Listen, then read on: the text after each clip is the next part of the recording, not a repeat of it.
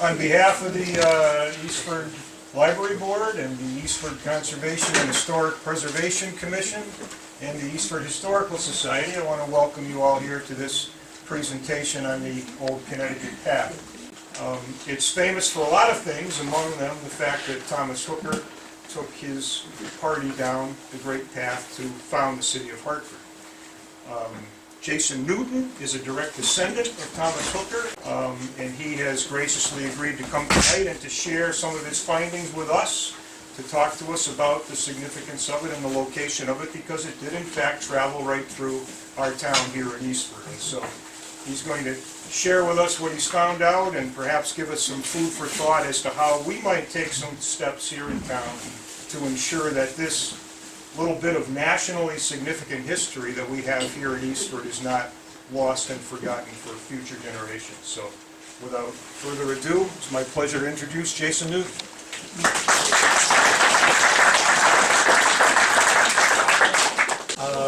This is a great turnout. I'm happy to be here. That Steve says a lot of folks came through Eastford, and I'm one of them that's come through quite a few times here on this project. But I'm glad to have the opportunity to share this with you, and I'm happy to see so many young people here. And then we have some younger people here. And because one of the things that I have a strong feeling about is that history is something that is a story that we need to pass on. And so when we have young people and younger people together, we get a chance to share the story, and hopefully it'll be passed on so it won't be forgotten. And this subject of the Old Connecticut Path is one that a couple things happened. I retired. I was a psychologist and a special ed administrator, so life after that has been very good to me. And one of the things that I took on as a retirement family project to pass on was trying to retrace the steps of my ancestors who came down from Cambridge to Hartford, and as I found out later, I have a whole bunch of others that came down too. And see if I could put that together in a way that perhaps others could find and be able to explore themselves. So in Rediscovering the Connecticut Path, a couple things I'll try to do with you tonight is do some work on reconnecting the path. There are a lot of places along the path that I found that I call the pearls of the path, that are places that you are able to get out and explore now, that are open for the public's enjoyment, and it's connecting those with the historical significance that's important. And I'm glad I have some of the younger people here, because there's a story about one of my ancestors who went on down to Connecticut that I'm still working on how to share it, but I'll try tonight, and might be a way of connecting with those younger people who came tonight and some of the others over here. I hope we have some folks from the school, because this might be something that you'd want to be able to work into sharing with your middle school students and starting to talk about history here in town and its place in Connecticut and in the history of the U.S. And then turn it back to some of your questions and some of the future directions that you may choose to go with this as a community. Now, for those of you who have not seen this, I'm going to just do a show of hands. Who has seen the Old Connecticut Path website? If I'd see some hands. Okay, that's good. We passed out, I had some small squares of paper with the website information. I passed that out. And so I do encourage you that things that you'll see on Eastford and other towns, I've been doing videos. The videos are all about me, and I do show the path in the process. There are a lot out there, but if you go on Google, which is another one of those big changes in our world, is that you can Google and find just about anything. So if you type in Old Connecticut Path on Google, you'll find the videos, you'll find the website. And prior to my taking on the project, there were real estate listings in Framingham on Old Connecticut Path, and that was about it. So I consider that in this day and age an accomplishment. And if you have, I'll have some extras of these if on the way out or after you wanted to get one, so you could go check out the site. So that's what I took on, and this project has really taken on a life of its own. It keeps getting bigger and bigger because I started with the idea that my ancestors that I wanted to follow were Reverend Roger Newton and Mary Hooker, who was his wife.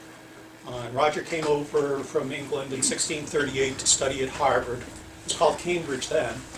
And in 1640 he went on down to Hartford to prepare for the ministry in the home of Thomas Hooker. And several years later, like 3-4 years later, he wound up marrying Mary Hooker, Thomas Hooker's daughter. So that's my connection. And then I started getting into this and finding out that if you go back far enough, you're related to everybody.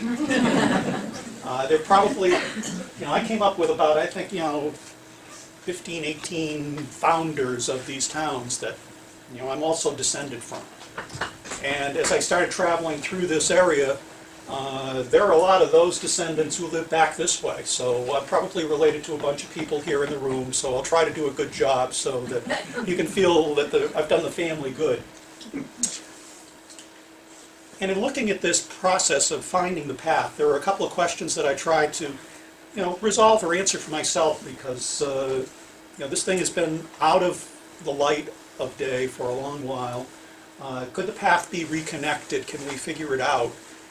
And the thing that, I grew up being able to walk through the woods and explore, and that's an important part of what I value, and I was looking for, are there places that you can go along this route that are still wild and give some sense of the feeling that you might have found in those early years in the 1630s and when the first pioneers were coming down to Hartford, Windsor, and Wethersfield. And then, really, are there some artifacts that you'd find not only of the travel along the route, but since there's so much settlement that came afterwards that, up here in the hills we had wilderness, then we had settlement, and in many places it's reverted back to wilderness. But to do this, I've had to come up with a theory of how you have to put it all back together because the records were really quite limited.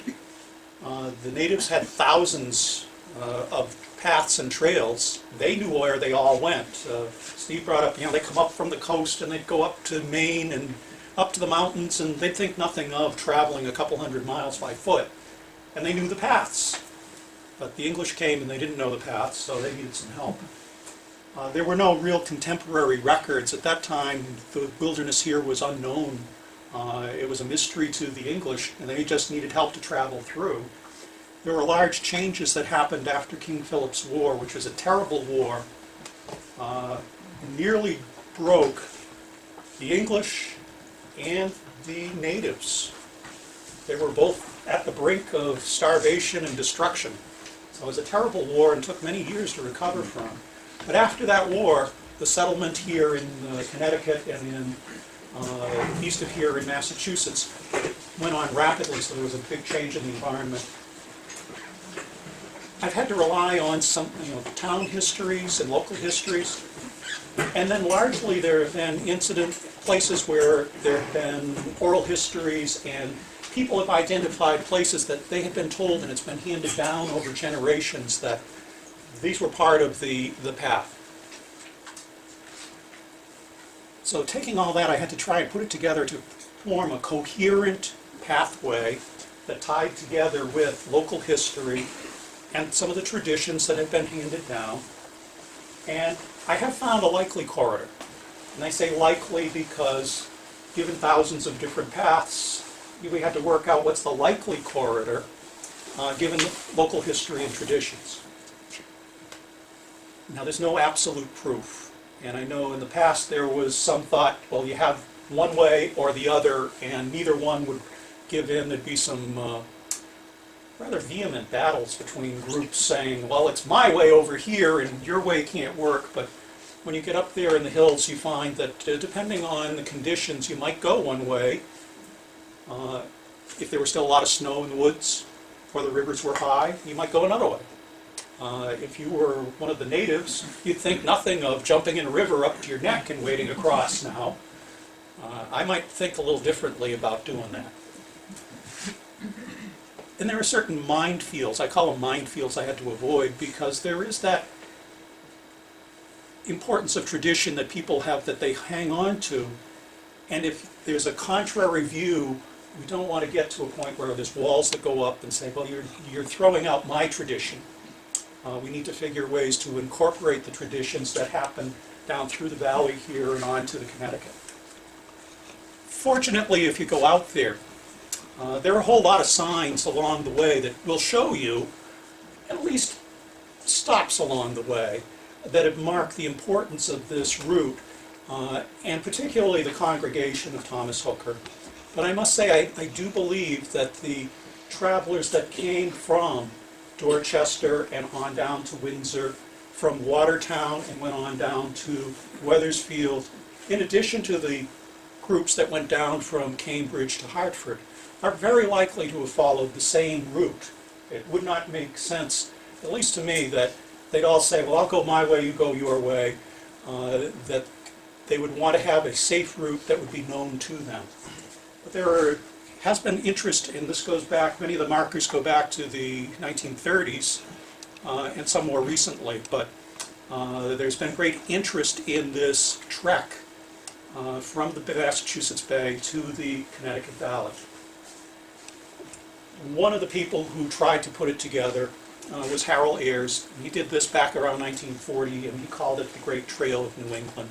It really didn't have a name, but he assigned a name to it, just as I say the Old Connecticut Path, just to give it a label to work with. And the agreement seems to be that, even among those people who were throwing rocks at each other, was that the path followed the route of the praying villages that were established by John Eliot on down to, and they seem to agree, it made it down to Woodstock with those stops along the way.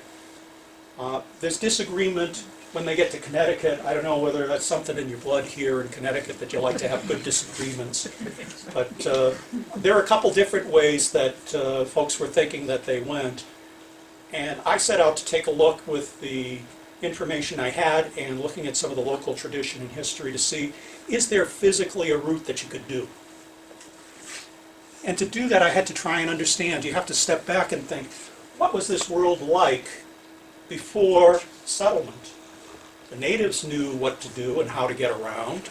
And they lived here for thousands of years and lived quite well in this area.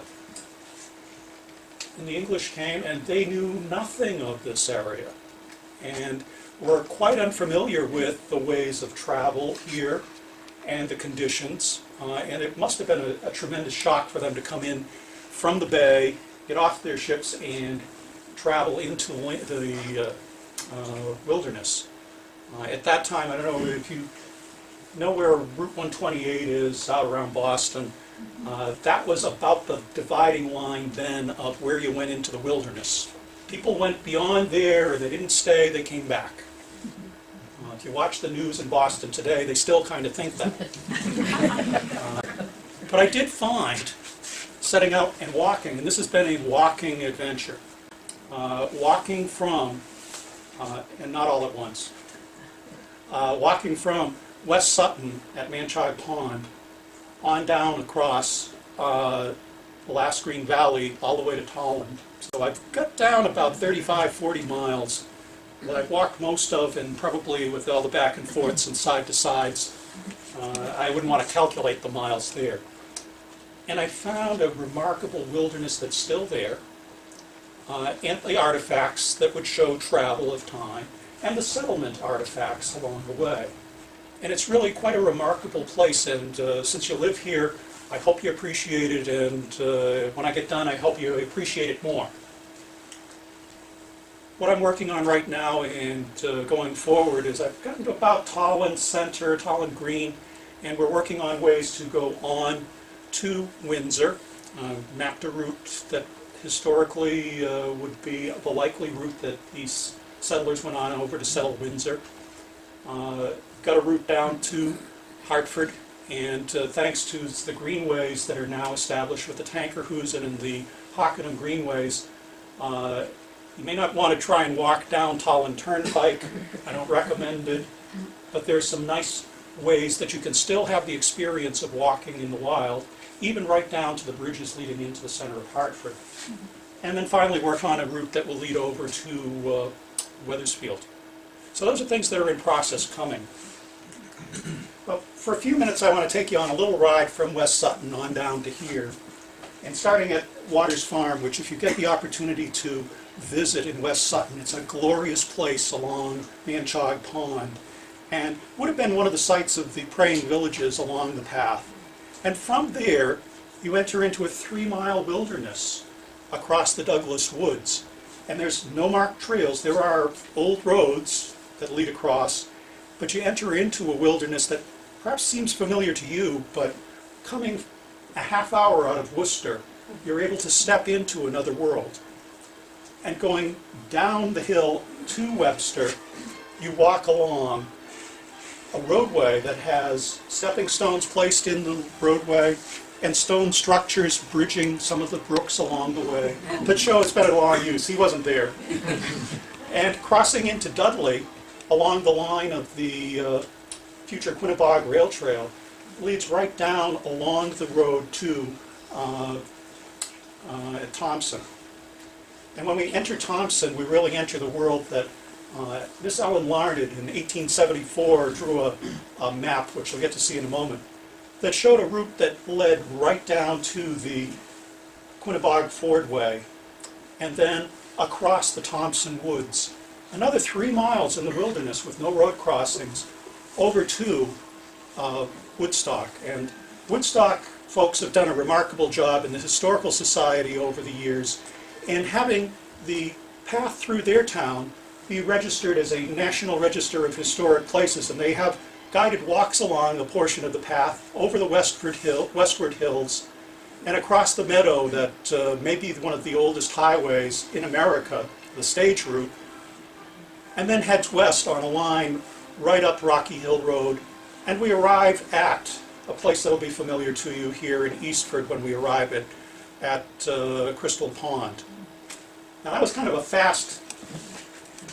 You can get the reruns, again, if you go to the website, you get the reruns, and you get a whole lot more detail because you can watch the videos, and you can go kind of do it at your own pace. I recommend going to the website because then you can have some structure to where you're going to go. And if you want to come here first and then go to Woodstock and then on to Ashford, you can do it. And think of it as kind of an exploration. For more information, visit the Old Connecticut Path website